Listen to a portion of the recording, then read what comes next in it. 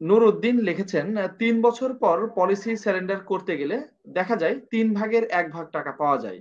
এই স্যালেন্ডার ভ্যালুর কি নিয়মে নির্ধারণ করা হয়? এ বিষয়ে স্যার জানতে চেয়েছেন। কি নিয়মে নির্ধারণ করা হয়? আমি এটা বলেছি, কিন্তু আমাদের মাথার মধ্যে যখন একটা কথা ঢুকে যায় আমরা ওর বাইরে আর বেরোতে পারি না। আমার সব সময় মনে হচ্ছে যে আমার গ্রাহক আমাকে ঠকাচ্ছে। আর যিনি অ্যাকচুয়ালি যিনি সারেন্ডার ভ্যালু নির্ণয় করেন, তিনি হিসাব করেন যে আপনি কোম্পানিকে কত টাকা দিয়েছেন, আপনার এই টাকা আনতে কোম্পানির কত টাকা খরচ হয়েছে। 3 বছরে আপনি দিয়েছেন সে মনে করেন 300 টাকা, 3000 টাকা বা 30,000 টাকা, 300 টাকা দিয়েছেন। প্রথম বর্ষ ব্যয় আপনার চলে গেছে 90%, 95% বা 97.5%। ঠিক আছে?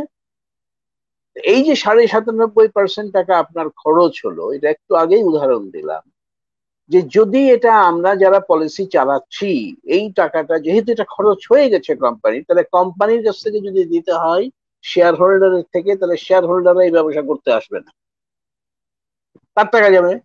পলিসি হোল্ডাররা, এই যারা এক্সিস্টিং পলিসি হোল্ডার আছে, তারাও এই ভাগ দিবে না। তাহলে বলবে যে যারা পলিসি সারেন্ডার করছে, চলে যাচ্ছে, ডিফল্ট হচ্ছে, তারাই তো লাভবান হচ্ছে, তাই কি না? আমরা যারা এক্সিস্টিং পলিসি চালাচ্ছি আমরা তো ক্ষতিগ্রস্ত হচ্ছি, তাহলে কারণ ওর দেনা আমি পরিশোধ করছি যেহেতু পলিসিটা আমি চালাচ্ছি। তো সুতরাং অ্যাকচুয়ারিরা এটা নির্ধারণ করেন যে প্রথম বর্ষেই তার জন্য এত খরচ হয়ে গেছে, দ্বিতীয় বর্ষেও এত খরচ হয়ে গেছে, তৃতীয় বর্ষে এসে এই লোকটা এত পেয়েছে, প্রিমিয়াম জমা দিয়েছে এবং তার পেছনে এত খরচ হয়ে গেছে, কমে গেছে। সেই জন্য যত বেশি পরে আপনার সারেন্ডার করবেন, তত বেশি আপনার সারেন্ডার ভ্যালুটা বাড়বে, পেড আপ ভ্যালুটা বাড়বে। কারণ আপনার প্রিমিয়ামটা আরো জমা হচ্ছে, তাহলে প্রথম দিকের যে দেনাগুলো সেগুলো আস্তে আস্তে অ্যাডজাস্ট হয়ে যাচ্ছে। কারণ প্রথম বর্ষে কমিশন আমরা দেই মনে করেন 50%, 60%, 70%, তাই কি না? দ্বিতীয় বর্ষে তো এত দেই না, দেই কি 15%, খুব বেশি হলে 20%। তৃতীয় বর্ষে এত দেই না, আস্তে আস্তে এটা কমে যাচ্ছে।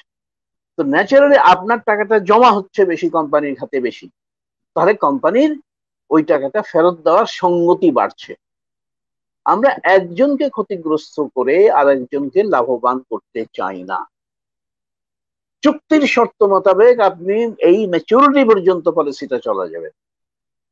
আমরা যদি ওটা বাদেও দেই, আপনি যেহেতু প্রতিশ্রুতি মতো এই নিয়মিত প্রিমিয়ামটা 10 বছরে কত আসতো, কত খরচ হতো, সেই অনুযায়ী তো আপনার সারপ্লাস ডিক্লেয়ার করা হয়, বোনাস ডিক্লেয়ার করা হয়, এই সমস্ত কিছু আমাদের অ্যাকচুয়ারিরা হিসাব করেই বলেন যে তার এত বছর পরে তাহলে এই পরিমাণ সারেন্ডার ভ্যালু আসা উচিত।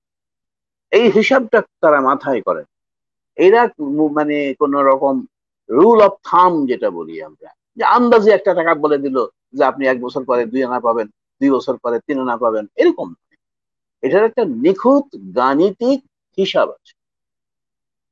সুতরাং সেই হিসাবের ভিত্তিতেই সারেন্ডার ভ্যালুটা নির্ণয় করা। আপনি যত আগে সারেন্ডার করবেন তত বেশ কম পাবেন, যত পরে করবেন তত বেশি পাবেন। একেবারে ম্যাচুরিটির 1 বছর আগে সারেন্ডার করলে আপনি দেখবেন যে অলমোস্ট ম্যাচুরিটির পরিমাণ টাকা আপনি পেয়ে গেছেন। বা লাভ যদি এটা আমরা হিসাব করে রাখি, তাহলে লাভ সহ বা বোনাস সহ এটা আরো বেড়ে যেতে পারে। আপনার 12 বছর মেয়াদের পলিসি, আপনি 11 বছর বয়সে যদি সারেন্ডার করেন 11 বছর মেয়াদে, তাহলে ন্যাচারালি আপনাকে তখন 2 আনা 4 আনা দিয়ে বিদায় করবে না। তারা হিসাব মতো বের করে বলবে যে আপনি এখানে 15 আনা, 16 আনা বা 17 আনা, 18 আনাও পেতে পারেন। কারণ আপনাকে তো বোনাস যদি দিয়ে থাকে আগে, সেই বোনাসের টাকাটা তারা আর কেটে রাখতে পারবে না যে তুমি সারেন্ডার করছো তুমি বোনাসও পাবা না, এরকম কি বলা আছে?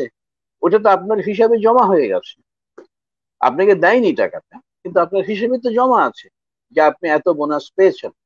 তো সুতরাং সেখানে আপনি বেশিও পেতে পারেন, কিন্তু অল্প দিনে যদি আপনি সারেন্ডার করেন। এবং এই জন্যই 2 বছরে আর কোনো টাকা দেওয়া হয় না, মানে কিছুই থাকে।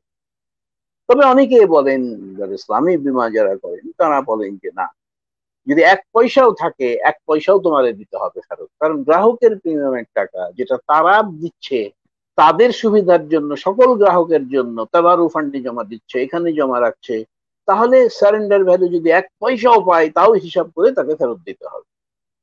আর এরা বলে যে এত হিসাব নিকাশ করতে গেলে তো আমার 1 পয়সার হিসাব করতে গেলে তো 3 পয়সা খরচ হয়ে যাবে আরো, তাহলে 1 পয়সাও তোমার না দিলাম আর 3 পয়সাও আমি না রাখলাম, ওটা কোম্পানিরই থাকলো, অন্য গ্রাহকরা সুবিধা পেলো এটাতে। এই জন্য তাবারুর পরিমাণ টাকাটা তারা কেটে রেখে দেয় আলাদা ফান্ডে।